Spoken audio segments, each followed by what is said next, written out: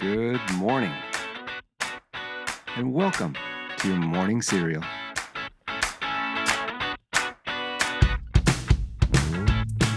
Hey, good morning. It's Thursday, everybody, and we're cruising into the back half of this week with today's calendar being a perfect blend of sweet, salty, and a little dash of reflection here. So, first up, National Peanut Butter Cookie Day. It's a classic treat that's nostalgic, and Grandma would definitely approve of that one.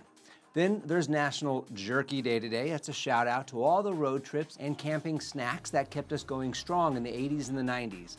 And really today for that matter. But if you're feeling more civically minded today, it's also Democracy Day and Peace Day.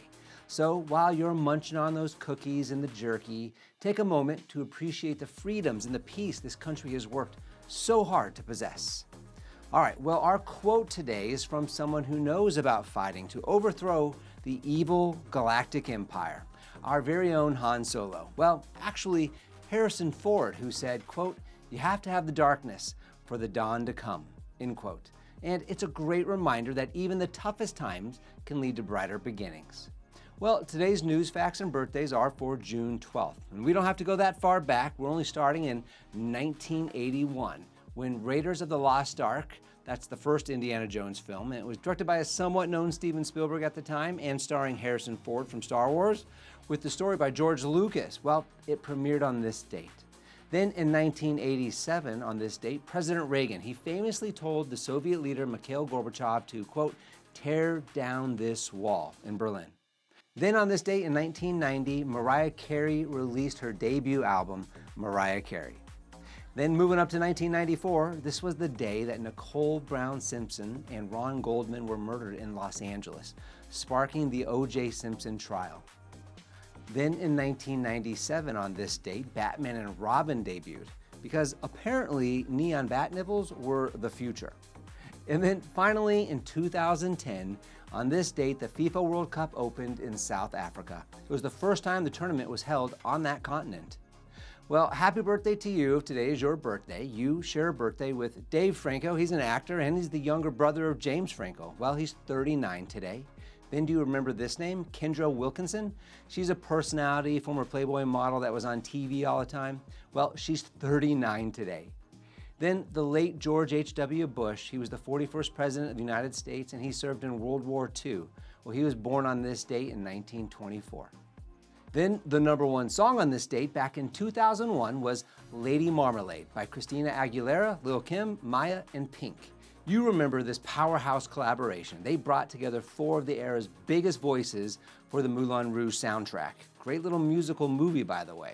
Well, the unforgettable music video mixed burlesque glitz with that Y2K kind of pop swagger, and the huge vocals made it a defining hit of the early 2000s.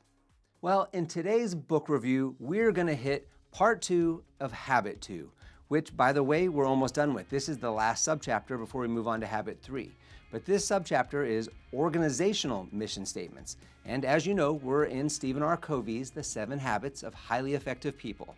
And in this subchapter, Covey is extending his mission statement concept beyond the individual, which we've talked about, and beyond the family, which we talked about yesterday, showing how the mission statement concept can apply to organizations, whether that's a business, a nonprofit, or even a neighborhood group.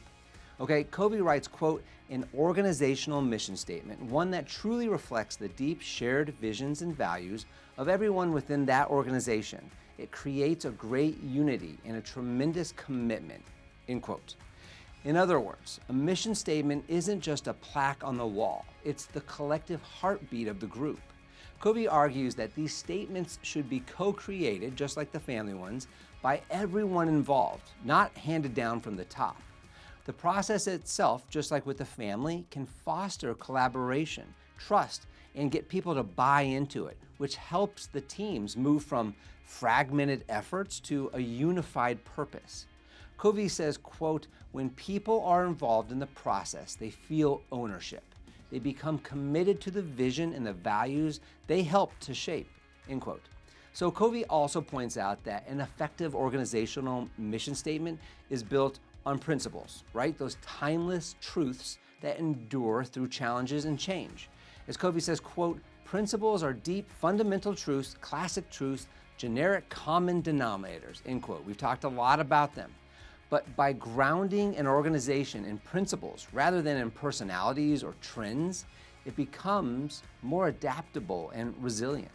So here, Covey warns that without a clear mission statement, organizations can lose focus and end up just being reactive, constantly putting out fires instead of building something that can endure.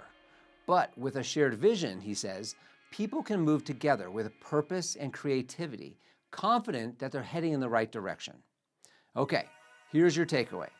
In an age of constant change, an organizational mission statement provides a steady anchor. It reminds everyone why they're there and what they're working towards. So whether you're running a business or you're part of a team, take some time to revisit or create your shared mission statement. Because when everybody's pulling in the same direction, you don't just work better, you thrive.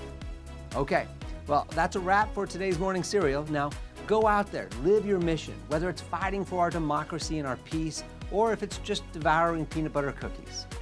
Thanks for listening today. We'll see you back here tomorrow, and as always, have a fantastic day. Don't forget to follow and subscribe to the Morning Cereal podcast on the One Life Live It channel.